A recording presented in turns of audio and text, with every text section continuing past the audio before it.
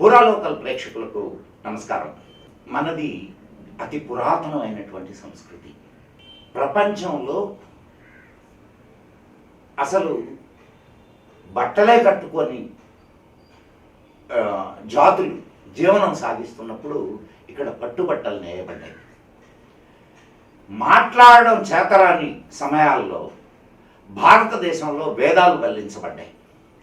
అయితే ఇక్కడ ఒక విధమైనటువంటి జీవన సంస్కృతి వెల్లివిరిసింది.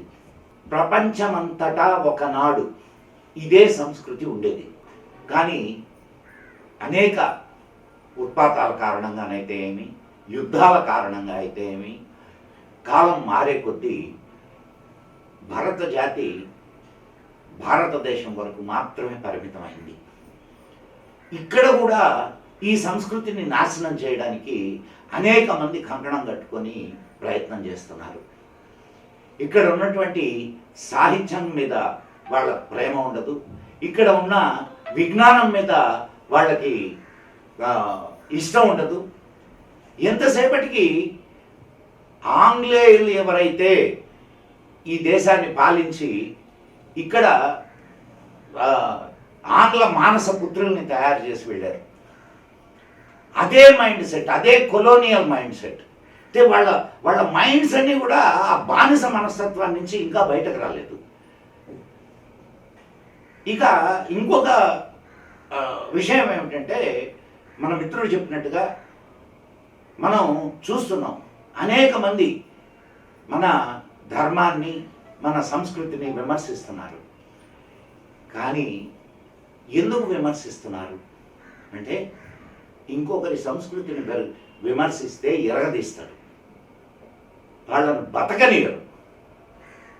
ఇక్కడ కాదు, ప్రపంచం మొత్తం వీళ్ళకి ఎగనెస్ట్గా నోరెత్తుద్ది. కానీ హిందూ ధర్మాన్ని విమర్శిస్తే మాత్రం ఎవడు నోరెత్తడు అనేది వీళ్ళ అభిప్రాయం, వీళ్ళ ఉద్దేశం. కానీ ఒక్క విషయం గుర్తుంచుకోవాలి, విమర్శించేటటువంటి వాళ్ళు, హిందూ జాతి కళ్ళు తెరుస్తుంది, సింహం నిద్రలేస్తుంది. సింహం నిద్రలేచిన వెంటనే వేటకు బయలుదేరింది అంటే ఇక ఏం జరుగుతుంది అనేది నేను ప్రత్యేకంగా చెప్పనక్కర్లేదు. మిత్రులారా, ఈ ధర్మంలో పుట్టిన బిడ్డలు, ఈ జాతిలో పుట్టిన బిడ్డలు మీరు. నిన్న ఒక బిత్తిరి సత్తి మంచి కళాకారుడు, అతని కళాకారుడిగా చాలా గౌరవించాలి. కానీ అతను చేసిన ప్రయోగం ఏదైతే ఉందో అది చాలా నిందనీయమైనటువంటి విషయం.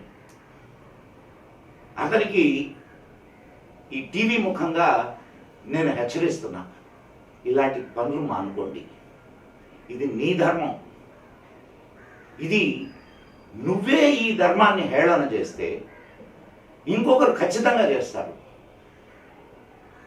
ఈ విమర్శలు వచ్చిన తర్వాత ఆ వీడియోని డిలీట్ చేసావని చెప్పి తెలిసింది. మంచిది, చాలా మంచి నిర్ణయం తీసుకున్నావు. దానితో పాటుగా నీ తప్పును తెలుసుకొని నువ్వు హిందూ జాతికి క్షమాపణలు చెప్తే ఇంకా నీ గౌరవం పెరుగుతుందే కానీ తగ్గేది ఉండదు. కాబట్టి కళాకారుడిగా ఈ దేశంలో, ఈ జాతిలో నీకెప్పుడూ ఆ గౌరవం మిగిలి ఉంటుంది. బిత్తిరి సత్తి గారు, మీరు ఖచ్చితంగా ఈ నిర్ణయం తీసుకుంటారు అని నేను ఆశిస్తున్నాను.